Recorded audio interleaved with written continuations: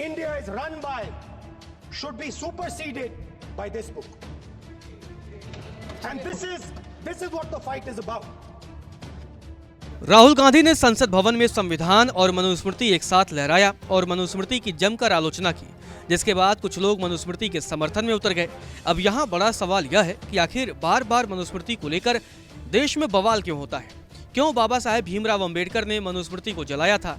संसद में राहुल गांधी ने मनुस्मृति लहराकर आलोचना की और यहाँ तक कह दिया कि मनुस्मृति को मानने वालों को अंबेडकर जी से बेशक तकलीफ होगी, लेकिन एक बड़ा वर्ग है जो मनुस्मृति का खुलकर समर्थन कर रहा है और साफ कह रहा है कि मनुस्मृति जलाने वालों के खिलाफ कार्रवाई होनी चाहिए। सबसे पहले आपको बताते हैं कि आखिर मनुस्मृति क्या है और यह कहां से आई। मनुस्मृति हिंदू धर्म के सबसे पुराने ग्रंथों में से एक है। मनुस्मृति तकरीबन 1800 साल पहले अस्तित्व में आई थी। यह वो वक्त था जब वैदिक हिंदुत्व मंदिर आधारित पौराणिक हिंदुत्व में बदल रहा था। मनुस्मृति दो शब्दों का मेल है, पहला मनु और दूसरा स्मृति। स्मृति का मतलब धर्मशास्त्र होता है। ऐसे में मनु द्वारा लिखा गया धार्मिक लेख मनुस्मृति कहा जाता है। ईसा के जन्म से 200-300 साल पहले इसकी रचना शुरू हुई थी। मनुस्मृति की रचना को लेकर कई विद्वानों का मानना है कि इसे समय के साथ कई ब्राह्मण विद्वानों ने मिलकर इकट्ठा किए हैं। इंडोलॉजिस्ट पैट्रिक ओलिवेल अपनी किताब Manu's code of law, a critical edition and translation of the Manava Dharmashastra में लिखते हैं, मनुस्मृति का यूनिक और सिमेट्रिकल स्ट्रक्चर इस बात की ओर इशारा करता है कि इसे या तो किसी प्रतिभाशाली व्यक्ति ने लिखा या फिर किसी सशक्त अध्यक्ष ने इसे तैयार किया।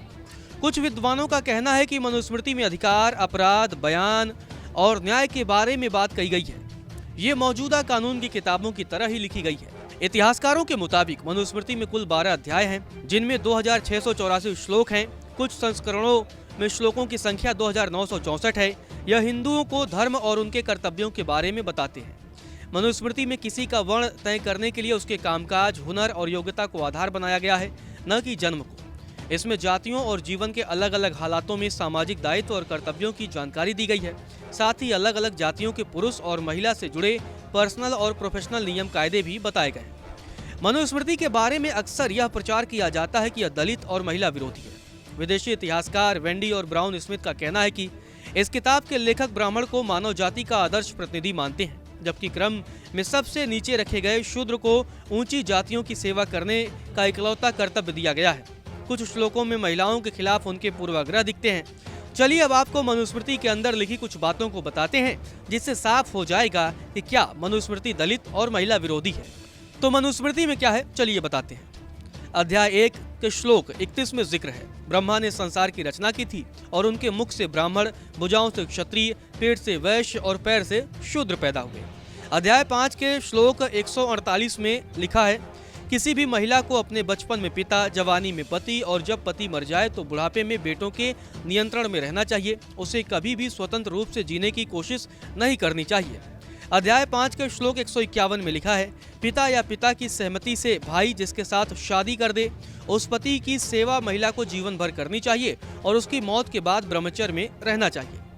अध्याय 8 के श्लोक 21 में लिखा है, जब शूद्र राजा के लिए कानून की व्याख्या करता है तो उसका राज्य कीचड़ में डूबी गाय की तरह डूब जाता है और वह असहाय होकर देखता रहता है। अध्याय 8 के श्लोक 129 में लिखा है, एक योग्य शूद्र को कभी धन नहीं जुटाना चाहिए, क्योंकि जब एक शूद्र धनवान यानी अमीर हो जाता है तो वो ब्राह्मणों को परेशान करता है। अध्याय 8 के श्लोक 371 में जिक्र है, जब कोई स्त्री अपने पति को धोखा दे, उसका तिरस्कार करे, तो राजा को उसे सार्वजनिक चौराहे पर कुत्तों से भक्षण करवा देना चाहिए। अध्याय 9 के श्लोक 335 में लिखा है, शूद्र का सबसे बड़ा धर्म यह है कि वह वेदों के ज्ञाता, विद्वान, गृहस्थ और सम्मानित ब्राह्मणों की सेवा करे। इन श्लोकों और बातों का जिक्र मनु कोड ऑफ लॉ में किया गया है, जिसे पैट्रिक ओलिवेल ने लिखा है। देश में अक्सर चर्चा होती रहती है कि आखिर बाबा साहेब भीमराव अंबेडकर ने मनुस्मृति को क्यों जलाए थे। दरअसल 25 दिसंबर 1927 को महाराष्ट्र के कोलाबा जिले, जो कि अब रायगढ़ हो चुका है, वहां के महाड़ में उन्होंने सार्वजनिक तौर पर मनुस्मृति को जलाया था। ऐसा कर अंबेडकर ने जातिवाद और सामाजिक भेदभाव का विरोध किया। उस वक्त इस घटना का पूरे देश में भी विरोध हुआ, लेकिन आज भी इतने सालों बाद इस घटना की याद में मनुस्मृति दहन दिवस मनाया जाता है। अंबेडकर मानते थे कि मनुस्मृति समाज में जाति प्रथा को बढ़ावा देने और भेदभाव को फैलाता है। यह ग्रंथ महिलाओं और दलितों के शोषण और भेदभाव को सही ठहराता है। नमस्कार, मैं हूं मानक गुप्ता। अगर आपको हमारा ये वीडियो पसंद आया हो तो इसे लाइक और शेयर जरूर करें और हाँ, हमें सब्सक्राइब और फॉलो करना ना भूलें ताकि आप देश और दुनिया की कोई खबर मिस ना करें। तो जुड़े रहिए हमारे साथ और देखते रहिए News 24।